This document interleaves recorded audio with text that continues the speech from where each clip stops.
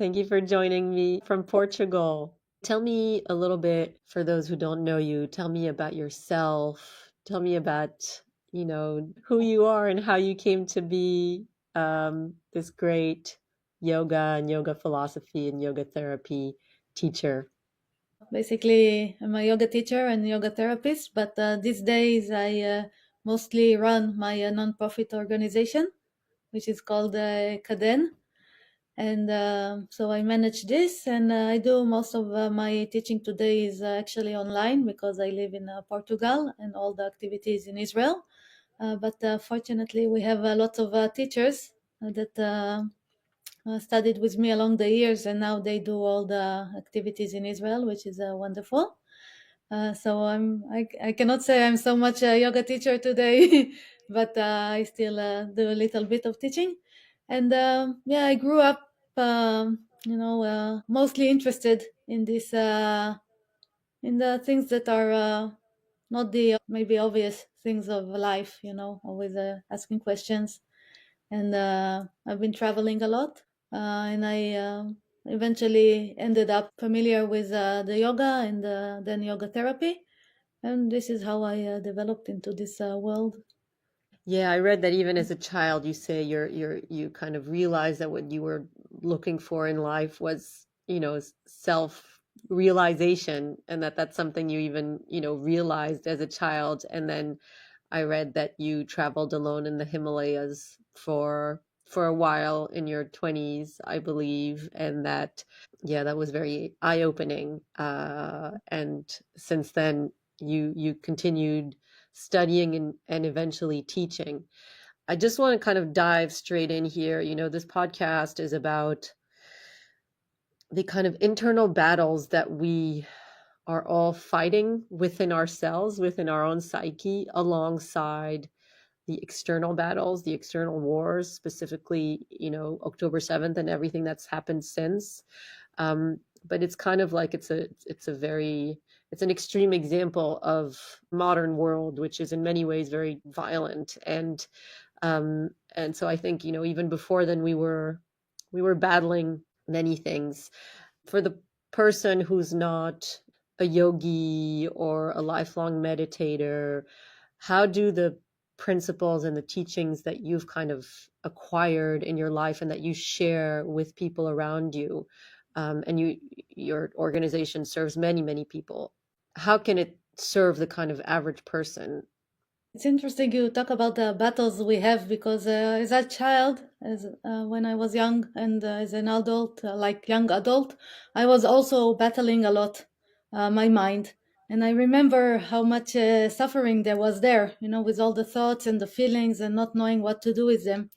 And the most interesting thing about yoga, eventually, that it teaches us the nature of these thoughts and feelings and all the mind patterns. And when we understand the nature of things, then this battle stops because we understand there is nothing to battle, nothing to fight against. That actually our mind is a wonderful instrument that is only there to help us, and we understand the difference between what we don't choose, like all the thoughts and the feelings that come spontaneous, and what we can choose, like how to use our mind with a purpose. And I think this is a very simple thing to understand and doesn't require lots of years of meditation or going to an ashram or something like this, because it's all the suffering and all this inner battle that we have is only caused because we don't have very correct knowledge about the nature of the mind, about the nature of feelings and thoughts. And the moment we acquire a little bit more correct knowledge, then we understand there is nothing to fight. So it's a very easy way, very simple. And this is why, and I can say from my own experience, that people can come for one lesson and it can change something very deep in them only by understanding that what they thought about the thoughts and the feelings so far is incorrect, and they learn something new. Or in a short seminar of 3 days, you can already understand how to work with the mind, and then all this inner struggle just vanishes. and we get tools how to use the mind in such a nice way. So you know, 3 days is short to change the way we perceive our mind, but you know, I'm going to challenge you and suggest that Mm. you take 5 minutes to share, you know, what would you say is the most important knowledge that you feel that people are missing when it comes to this kind of very difficult fight that a lot of us feel we're fighting a lot of the time. So it's very easy in 5 minutes to take a challenge like this, and I can show you something very interesting about your mind if you want, which I think is the basic idea that we have to understand. And Yeah, this is sure. that there is something that we can always control in the mind. And this something is called our attention. And this is like a mental muscle that is always available for us to use when we need. And this is the key. And can I give you some instructions that you should, Sure. Yeah, absolutely. yeah? Okay, then you can see that you already have this ability. You don't even have to develop it. You already have it. Okay, so for example, move your attention to the ceiling. Can you do it? Yeah, I'm looking at the ceiling. Mm, good. Now move your attention to your feet. Okay, and then move your attention to your breath. Yeah. Can you do it? Yeah, I can feel my breath. Yeah, and then move your attention to your the tongue in the mouth. Can you do it? Mm-hmm. Yeah. Yeah. Okay. Was it difficult to move your attention from one place to another? No. Did you need special instructions of how to do it? No. No. It's very interesting because I never met a person that said that it was difficult, and never met a person that said that he needed special instructions of how to do it. Everybody can do it like this. Take a child, he can do it, and take a very old person, he can do it also. And nobody needs instruction, and for no one it's difficult. Why? Because this is our very natural ability to control our attention. This is how we work with the mind. And now, when we understand this, we understand that this is the key thing that we have to understand, that we always have something that we control. And then, together with this, we have to understand all the things that we don't control. Mm. And then, when we understand what we control and what we don't control, we can work with what we control. And we can just, not try to control things that are beyond our control. Do you Mm. know what is not in our control? Do I Yeah, know what's not in my control? yeah, in the mind, when we talk about the mind. What's not in my control in the mind? Do you control your feelings? Do you control your thoughts? No, I don't really control my thoughts or my feelings. They're kind of Mhm. Exactly. conditioned. Exactly. This is something very important to understand because we all the time fight our thoughts and our feelings, and we always try to change them. But actually, this is something that is beyond our control. For example, when somebody says something to you and you become upset or happy, you don't control it. This is a spontaneous feeling arises in you. It's you cannot decide to be happy or decide to be sad. And the same when we sit on the couch and we have all these random thoughts, we don't choose them. They just come up like this. So when we understand that it's not our choice what we feel, what we think, then it's not uh, no there is no point in trying to control it or trying to change it. It is better to just understand this is beyond our control. This is part of the automatic way the mind works. And it is better to work with what is in our control. And what is in our control is the attention, just as Mm. we saw now. And then the most amazing thing happened because we realized that together with all the thoughts and the feeling that we have, and maybe we don't like them, but they are beyond our control, with all of them, we can still freely act in the world because the action, the source of action, is always attention. For example, now we are talking, we have to use attention to be able to talk with each other. And then if we want to make a cup of coffee, we have to use attention to make the cup of coffee. So attention is the beginning of every action we take. And then we can act freely together with everything we feel and think, but at least we can act, and the actions will decide our life afterwards, not the thoughts and the feelings. Hmm. So Yeah, that's a lot of information to take in. It's simple in a Right. way and extreme, and the hardest thing in the world on the other hand, right? It's like where I put my attention. I can make a cup of coffee and put my attention on making the cup of coffee, or I can make the cup of coffee and not realize I'm making a cup of coffee and think about, Mm. all the terrible things that are happening in the world or whatever.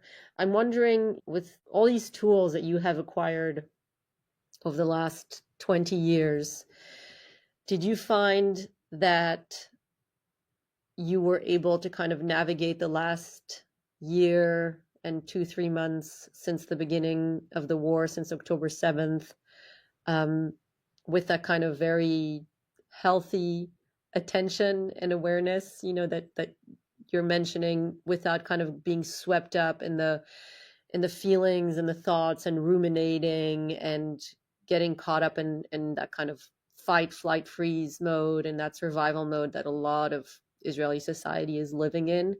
Or did even you have moments where you lost the plot?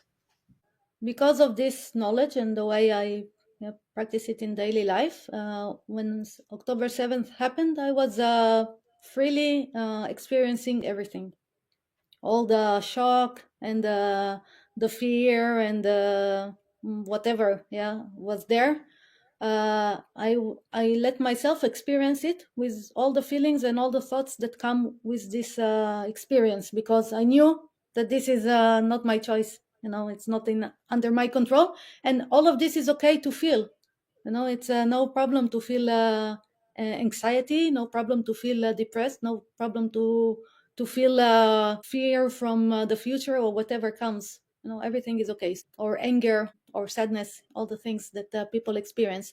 So on the one hand, I was okay with everything that I experienced, and then on the other hand, I was concentrating of doing the action that was needed, or the many actions that were needed. And then when we do these actions that are needed, maybe many times we think that it's only about being active, but no. Sometimes the action that is useful or needed is to stay in bed for 1 week and only watch the horrible videos and not do nothing. Why? Because this is the situation. Also, there is no point now to try and act outside in the world. Maybe it's better just to go in the bed and come out after a week. It's okay, to just stay with the feelings when something very dramatic happens. So for some time I was doing this, just watching all the videos, following the news. I was in Portugal, I was not in Israel, so it was a little bit different, of course, the experience. But I was doing this, and then after some time, when I said, okay, now it's time to act outside, then I started acting outside. And then, for example, I did useful things like starting a support group for all my students and doing things for the community, whatever I could. And in my organizations, we started to do different activities to help whatever we could do. So, on the one hand, the action was just to let the whole system process all this experience, and and when it was possible, then to act outside. And this is what I will always tell people: don't try to change the emotion or ignore it because you want to do useful action. Sometimes, if I don't know, if your heart is broken, you can go in the bed for 1 week, cry yourself out, and then when you're ready, go out to the world again. That makes sense. Yeah, I mean, I think it's very subtle. On the one hand, I think you're Mm. saying that there are no bad emotions.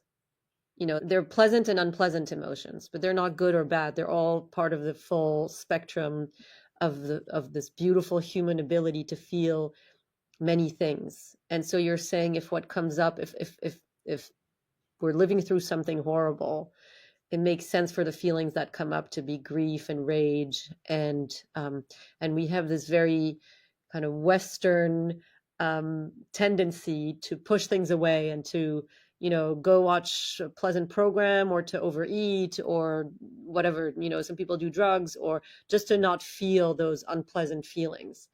So on the one hand, I think I understand that you're saying that it's not unhealthy. On the contrary, it's healthy to feel what it is that we're feeling, right? On the other hand, I know that a lot of scientists and mental health experts and evolutionary scientists talk about this human negativity bias, which means that we have a tendency as humans, um, because of millions of years of evolution, when we had to be more focused on the threat than on the kind of everyday pleasant experiences, that we have a tendency to kind of go back to the videos, go back to the horrible videos, go back to the horrible thoughts. How, what is it like? How could things have been different? And I think that's when maybe just feeling what we are feeling might start getting into trouble, because it's easy for, I think, a human to just get into that loop of negative thinking and rumination. And that's kind of what leads to anxiety, right? It's like I have all these feelings, I can't stop them, I have all these thoughts. So at which point do you say, okay, you have grief and fear, be with it, or bring your attention, because you're talking about our ability to control our attention. At what point do you say, bring your attention to your feet or to the ceiling or to the birds in the sky? Our thoughts and feelings, they are like, how do you say, like in a lake that you have this, if you throw a stone and then you have all these Ripples. ripples. So they happen like this. A big event happens and then there are all these ripples. But after some time, even if you don't do nothing, this movement is slowly starting to subside until it becomes weaker and weaker. This is by nature. This is what will happen in a lake or a pool when you throw a stone. The same happens in our mind.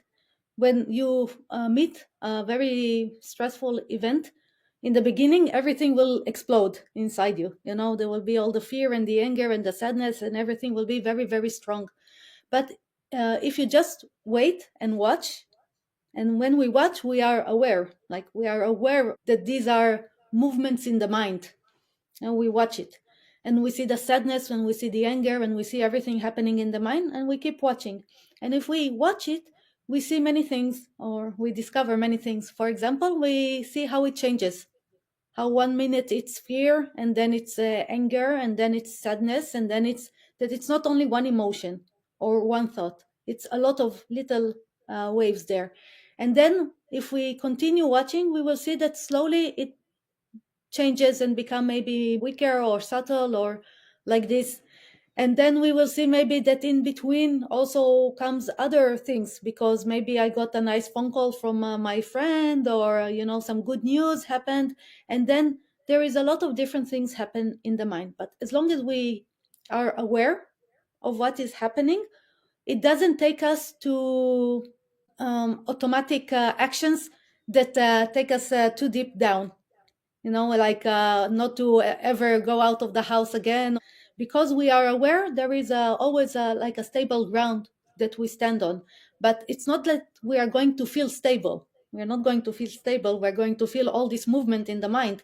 But we know that we are watching it. So we know that we are okay. But the mind is now very disturbed. So when it's very strong, we cannot act. We cannot do nothing. We cannot even move the attention. If you try to do it too soon, you will see that you cannot, because your mind goes back and back to the videos or to the all these thoughts. So trying to do it with force, moving the attention now in the middle of all this mess, is it's not a good idea. It's better to wait a little bit. Do what you need to do, like what your automatic system wants to do, and then you will see that one day, suddenly, you can maybe go out of bed. Maybe you can go shower or do something else or watch something or call somebody. And when I say move the mind, move the attention, move it to an action, to do something in the world. This is first easier and more benefit, because you need to eventually act in the world. So go take care of your children, clean the house, do something like this. And then slowly, with all the mess in the mind, we can start to do the actions and get back to life. If we try to do it too early, we will be in a problem. But if we know that we need to wait, then we wait, and we are okay in this waiting. We don't lose it there. You understand? Mm. Mm. I do, and at the same time, I know that when you're waiting there, for a lot of people, and for myself included, it's sometimes very, very, very hard to be there and to Mhm. stay with it and to feel safe enough to stay with it. So I used to wake up in the middle of the night, 3 a.m., and kind of relive things and feel this huge wave of heart racing and anxiety and thoughts that I can't stop, and just this feeling of being caught in something. Um, so I think if you told me just be with it and just wait for it to pass, it might not be that easy because it is so uncomfortable, and because we have such a tendency to want to get rid at whatever cost of what is deeply uncomfortable. Mhm. And again, that comes back to this kind of conditioned society, and generations of people telling us at any cost just get away from what's not comfortable. And so when something deeply uncomfortable happens, it's it's hard to be with it. How can the kind of someone be in that space of being in bed, not feeling absolutely disintegrated from being alone with very difficult emotions? Two things about this. First, if you are in bed experiencing all this, the anxiety, heart racing, and you know that everything is okay, that this is very natural and everything is completely okay with you, and your system is acting completely normal as can be. This is perfect condition. If you know that this is good, does it change something? I think let's go back a little bit. Just by way of example, I experienced trauma. I have post trauma. I might have PTSD. The thing that happens is that you feel that it's not okay. Something is happening when you're in those states, when you're alone and you have either flashbacks, or your body is triggered and you don't know why, and your heart is racing. There's this very deep terror that something is wrong, something is not okay, and it becomes very abstract. You can't really put your finger on what is not okay, but it's just becomes this very terrifying big monster. So of course, if I could believe that this is okay, this is my body just reacting to what happens, and what happened, and thank you, body, you're doing what you're supposed to do. I think it would help, but I think that I have a very strong conditioning against that, again, because um it's hard to stay with what's uncomfortable. I'd rather go eat chocolate. No problem. Eat chocolate. I never say don't eat because this will No, be I a mean, it's useful the middle of lecture. the night, so I'm kind of, I want to sleep. I want to sleep. That's, for example, I want to sleep. Yeah, but I will say if people didn't sleep for 1 month after the 7th of October, it's completely fine. Don't sleep, eat chocolate, watch Netflix. No problem. After 1 month, your system is going to be tired of this and you're going to be able to start to do other things. Nothing is wrong. But I want to go back to the beginning of our conversation. You asked me like what is the key ideas. So the key here is to understand that we have wrong knowledge when we say that these symptoms of what we call post trauma are bad and they are not good for our system. The yoga therapy says, on the contrary, all these symptoms just show how well our system works because we are supposed to have memories. Okay, the system, the human mind, holds memories. So if I have a memory of a place or a memory of a video I saw, and then I remember it in the middle of the night, it only means that the mind is working very good because it's supposed to store memories. So what will be the memories? Whatever I'm exposed to. So if I'm exposed to videos, this is what I'm going to see in my memory when the memory comes up. If I was in fighting in Gaza, then I'm going to have memories of the smell of and the bullets around and all the destruction around. This is what is going to be stored in my memories, and this is what is going to come up in the mind.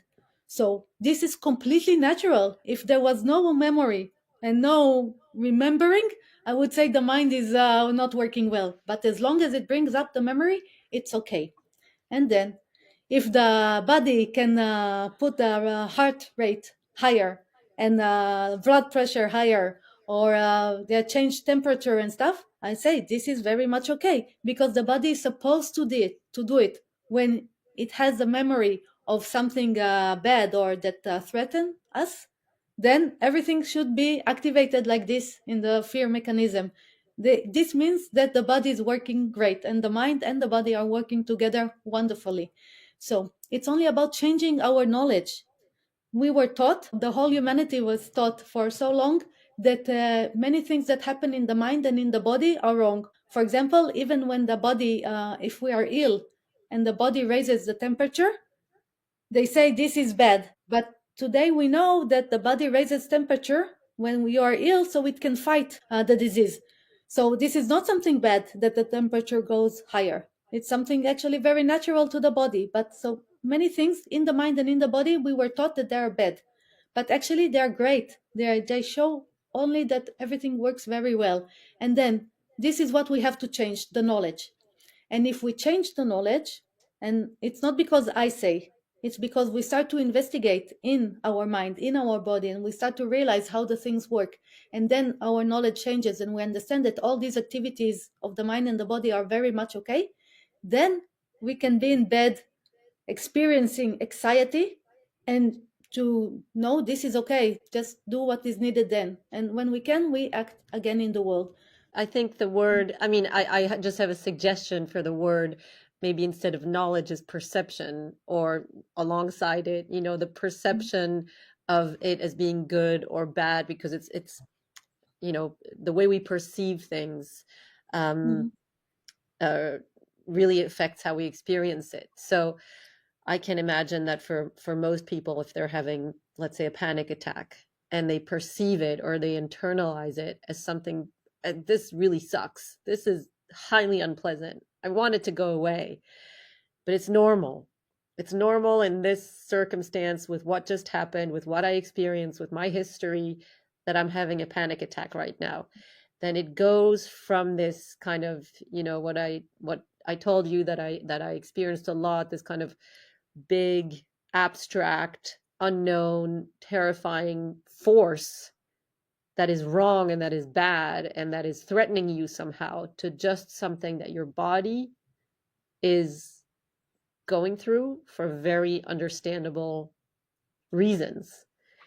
For me, you mentioned looking at the ceiling, and this is a tool that, I can't believe I only discovered like a year or two ago, but it's that, when this used to happen to me, or sometimes still does in the middle of the night, to just notice objects that are around me, because as you explained, we can control our attention, and I can choose to put my attention on the, oh no, oh no, oh no, my heart is racing, this is not going to stop, when am I going to sleep again, I'm going to have a terrible day tomorrow and I won't be able to take care of the kids.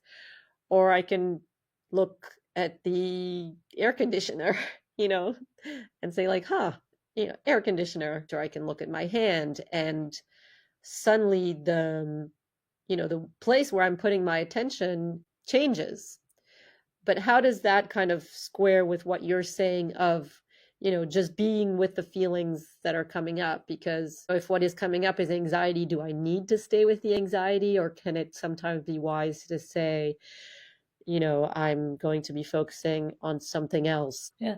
Okay, let me challenge you. Imagine you have this anxiety attack. Okay. And now imagine that you look at it and you see your heart racing and everything and the thoughts coming and all these horrible feelings and how you fight it and how you want it to go away and how you think there is something wrong with you and all of this. And now imagine that you continue watching it and then you say, oh, actually, this is very much okay. Okay? Do you still need to take your attention away from it? Imagine you doing it in bed when you wake up in 3 o'clock in the morning. What did I learn? I learned that this is how it works. The mind, this is how it works. The body, this is how they influence each other. This is very much okay. One of the things that we learn is that anxiety is only a result of the fact that we love things. We are anxious about the life of our children. We're anxious about the life of us, of ourselves. We are anxious about the life of our country, our people. We are anxious only about things that we care about. So if we want to stop being anxious in life, we have to stop caring about things. Is this possible? Of course not. So anxiety is the result of love. Okay? It's the result of the fact that we love and we care about things. So now imagine yourself again in bed, experiencing anxiety, looking at it and saying, "Oh, this is only because I love my children so much that I'm now so anxious. This is because I love my house and my country and myself and life itself that I'm so anxious." How do you feel now in bed? I would start crying. Crying in what way? I think the tears would just come out, for this life inside that is suffering, for the suffering, for my suffering, for this world that is suffering. Let me challenge you again. Why do you care about the suffering of the world? Why? Yeah, because I think I care very Yes, much. exactly. Because you love the world, because you love the life. And now imagine yourself in bed realizing this, that you suffer so much and you cry so much because you love life so much. What happens now? Just imagine. Yeah, like I said, I think the tears would start streaming, Yeah, tinged with a smile. With a smile. Exactly. Exactly. This is the little thing. Not because we try to change for a smile. It's because we realize the source of suffering, the source of anxiety, that it is all a result of the fact that we love. And we cannot take love out of our life. So we will always be anxious. We will always, yeah, we will always be sad when we see suffering because we love and we care. And then immediately it connects us to here, to our love. And now think of the action. The minute you realize you're only anxious because you love, what are you going to do next?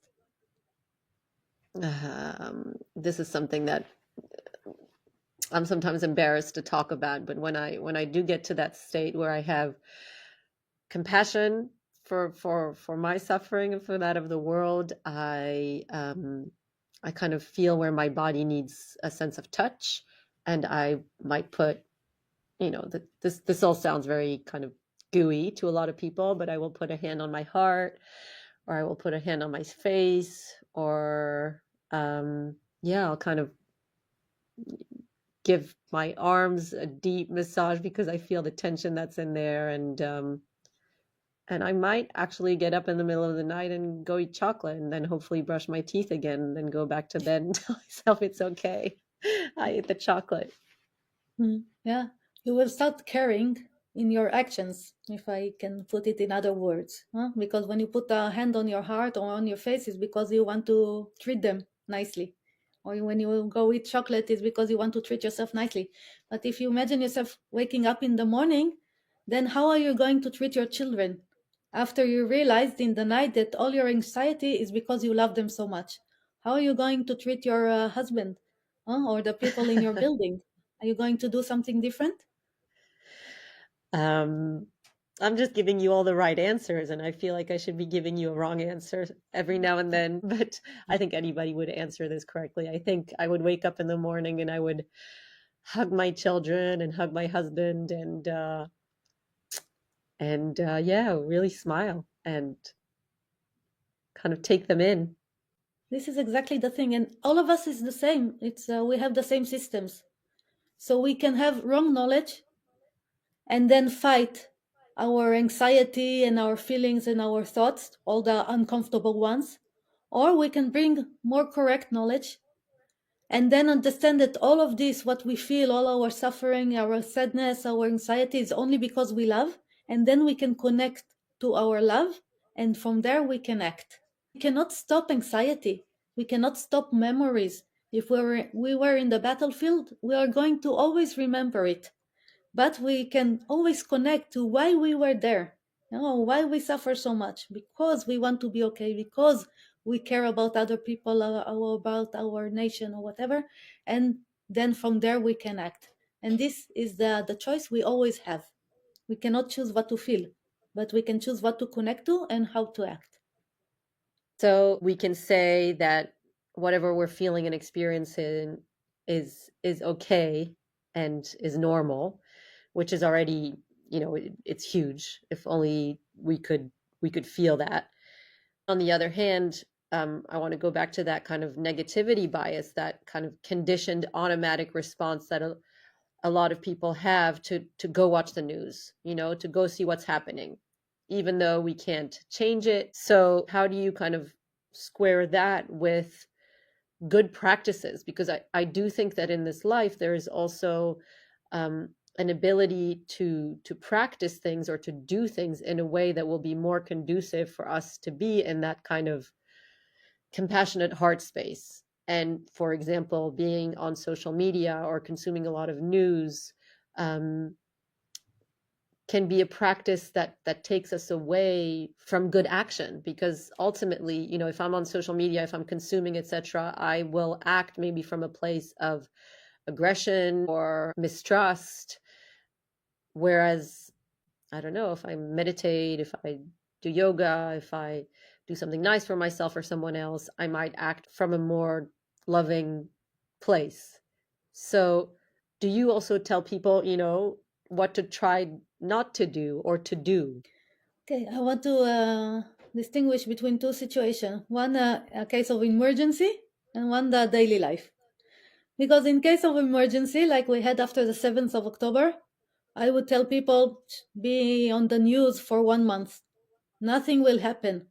It's unavoidable to want to know everything. Let yourself do it. Don't struggle with it. If this is what you want to do, do it. After some time, your system is going to get tired of it anyway. And then slowly you can go back to daily life and start to do more useful action. But like if a person lost somebody and now you're grieving, it's no point now trying to do meditation or going back to practice one day after you buried your loved one. Stay in bed for 1 month. Stay in bed for 6 months. Nothing will happen. Afterwards, go back to life. No, but let the system first digest the things of the unnatural or the, very difficult things that happen. I will say the same even for if you broke up with your boyfriend and you are very upset. Stay in bed for 1 week. It's okay. Cry your heart out. It's okay. Nothing will happen. Then we go back. So this is emergency. But in the daily life, of course, there is a lot of importance to which actions we do and how we navigate through the different actions that we like. And I always say that we have to work with our mind like it's a little child. And the little child, you cannot only demand things from the child. You demand, but you also have to give treats, and then you have a cooperation. It's the same for a 3-year-old and a 90-year-old. The mind doesn't change. It's always like a little child because it always say, I want this, I don't want this. I want this, I don't want this. This is how the mind talks. I want this, I don't want this. This is nice, this is not nice. So this doesn't change. So you have to act towards it like a child. And then the instructions I give myself in my life and also students, choose the useful actions that you want to do on a daily basis. 5 minutes of meditation every day, little bit of movement, 10 minutes of movement, doesn't need to be an hour and a half practice. I don't know, walk the dog once a day, uh, eat mostly healthy. This on a daily basis, do these useful actions.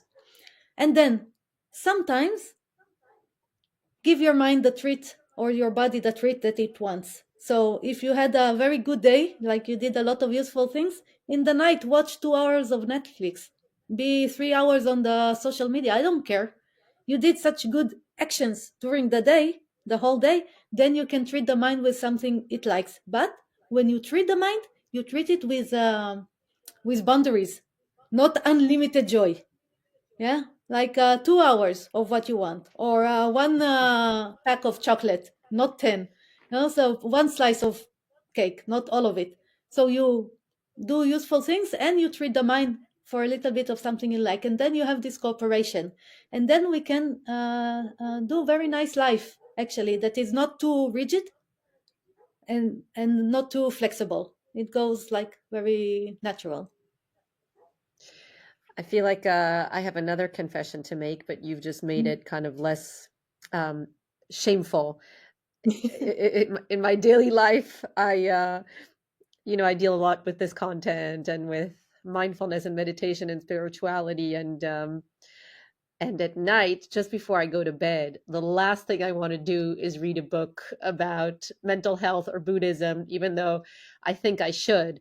What I really want to do before I go to bed is to read celebrity news. And it's been like that forever. That's my, it's I don't want to watch Netflix or go to social media. I want to read the most the silliest, most inconsequential celebrity news. And I've always had quite a lot of shame around that and thinking, I'm not a good enough meditator if I'm not reading Jack Cornfield or Tara Brach's or whoever meditators' books. But I'm going to give myself the permission, if I'm having a good day, to freely read about Kim Kardashian. My God. Completely, completely. But do it like half an hour, 1 hour. Yeah, I mean, it puts me to sleep. I couldn't do it for longer. That's what gets me into sleep mode. You're not gonna, lose nothing because of this. It's gonna be very nice because it will give the mind more motivation the next day to be a very nice mind and to cooperate with you with everything that you want to do. We live in a society that we don't live in an ashram. So we cannot be, and we don't need to be 100% pure. And I think it's not the point. Point is to be flexible with life. So what are the things that you cheat with? Well, I can drink. I can smoke sometimes. Yes. um, as an Israeli, since October 7th and in the year since, and the devastation that is happening in Gaza and the kind of many existential threats that Israel is facing, have you kind of struggled both with your place in the world as a Jew and with, your role as an Israeli? For me, October 7th opened the door to realizing that I am Jewish because I realized suddenly that I'm Jewish. And then I started to explore more about Judaism, and I discovered how wonderful it is. And I think that when we meet with this 7th of October, it woke up many people, not only me. Suddenly, we can see this movement in Israel happening. More people are starting to explore our history and our religion. It's extraordinary, and I experienced the same thing. And it's both kind of tragic and curious that's what there needs to be for me, at least, to kind of take on that mantle and that realization and that identity as a Jewish person. What are some of the places or texts or inspirations that you've turned to? There is one text, is the Torah, of course. I started to read it on the weekly, Parashat HaShavua. And this, first of all, tells us the history of our people, and it tells us all the moral principles, how to live according to them, what they are, and how to live according to them. And then, other than this, there is all the whole Bible, the Nevi'im and Ketuvim, all of it. And then there are of course, all the Jewish thinkers. It's wonderful because when you start reading it, you realize they only talk about how to live according to truth and justice and welfare and all the things that we all wish to have, to be a good society. All of this is written there. If you wanted to leave our listeners with kind of a quote or a thought or a suggestion for something that inspires you, or a book, or um, what would it be? I will say two things. Well, for our own self development as persons to go beyond the suffering, then I would recommend to go and read the Yoga Sutra of Patanjali and to understand there what is the process that we have to do, and to understand it is not so difficult to do the way of who we are and to understand the mind and the thoughts and the feelings, and that there is a very easy way that it is possible to live in this life without suffering. And I just want to say, it's not that we're not going to have difficult times and to be upset and sad and all this. We're going to have all of it, but we will find a stable ground, conscious and aware place inside of us from where we can view life and from where we can act. But I think that in these times, it is actually more important not to just handle our own suffering, because the yoga handles our own suffering, but actually to become more familiar with our Jewish tradition. And for this, I would recommend to read the Torah and to realize that as a nation, we have such a long history and we've been through so many horrible things. But we are the oldest nation that has a book that we recorded all of our history. And if we only give a little bit of time to explore this, we will realize all our strengths. So I think we should connect there a little bit. This is my advice. What you mentioned about having a kind of stable ground also reminds me of this image of a tree, imagining this ourselves as these ancient, deeply rooted trees, and how, you know, storms and weather patterns might shake our leaves or shake our branches, but you know, there is this deep rootedness that we can return to, and that's an image I really like. Yeah, this is very good, and this is true for us as individuals, but for us also as Israelis, because our roots go 4,000 years back in history. So we should be proud of it, and we should explore it and to understand our strengths from there, that comes from our roots. And to never forget our morality. Thank you so much, Galit, for taking the time, for connecting all the way from Portugal. I wish you all the best. Thank you very much for having me, and it was a pleasant talking to you. תודה רבה.